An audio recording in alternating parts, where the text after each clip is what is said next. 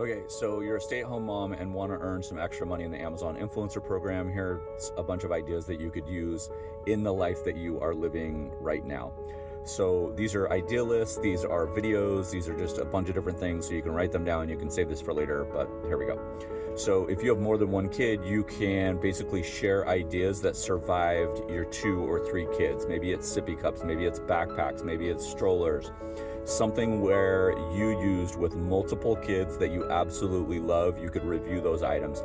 Again, if you're reviewing free products that you're getting from brands, all of that is there. I think this is stuff that you could put in idea lists, post on your storefront, share on social media. These are things that I think have a little bit of virality that could go a little bit longer than just the free items. So kind of like evergreen content. Next idea is the 5 minutes of peace. Like, what do you do to give your kids, what things do you give your kids to give them 5 to 10 minutes of peace? Whether that's busy boards, water tables, wow pads, magnetic tiles, suction toys, just different things like that that they can play around with to give you 5 minutes of peace.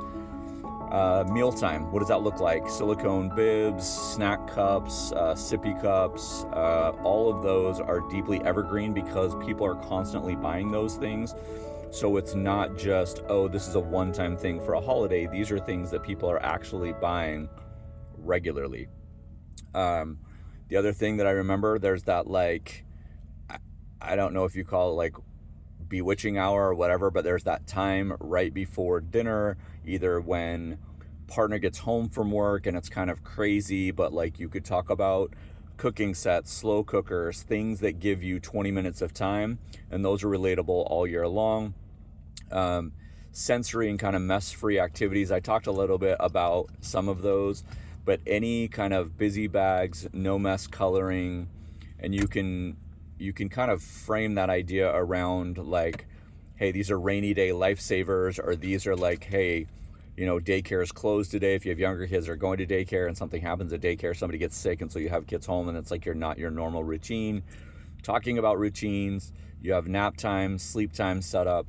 What does that look like in your house? Do you have bassinets? Do you have cribs? Are they on the floor? What does that whole setup look like for nap time, not only for you, but for your baby? All of those things could be combined together in idea lists, but you could also review them separately.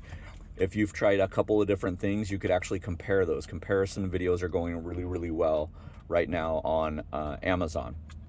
So the next item that I think you could think about, obviously, is not only sleep for the babies, but sleep for you, is on the go. So like when you need to run out and do things, your kind of diaper bag or diaper backpack on the go, what essentially goes in there that you have? Do you have a changing pad? Do you have wipes? Do you have diapers? Do you have, you know, backable snacks? Do you have clips for hand sanitizer itself? Like all of those things that you put in your bag, do they go on your stroller?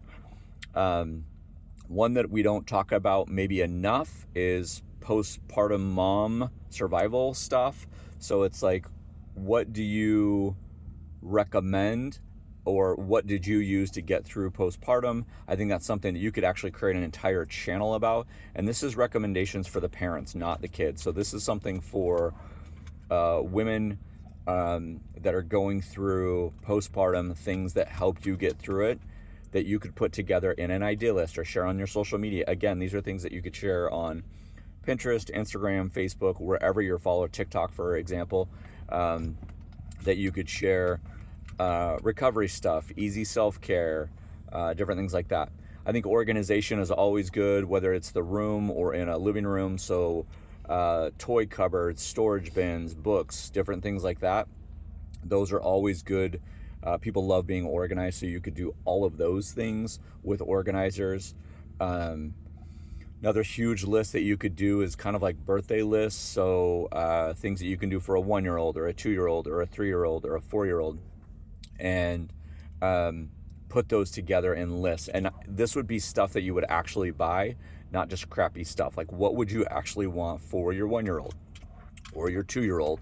If you were to put together a wish list, share that wish list out, because other stay-at-home moms or just regular moms, not stay-at-home moms, would be looking at lists for that as well. And the cool thing about this is evergreen content, because this is not only things that parents are looking for, but this is stuff that grandparents are looking for, or cousins or aunts and uncles that want to spoil, quote unquote, their kids or nephews and nieces and grandkids. So those are a bunch of ideas that you could take. You can steal them, you can do whatever you want, and make content around them, but you could also request those items from Creator Connections to just help you kind of build your workflow in the stay-at-home mom space. If you have other ideas, I would love to hear them in the comments. Please leave them in the below.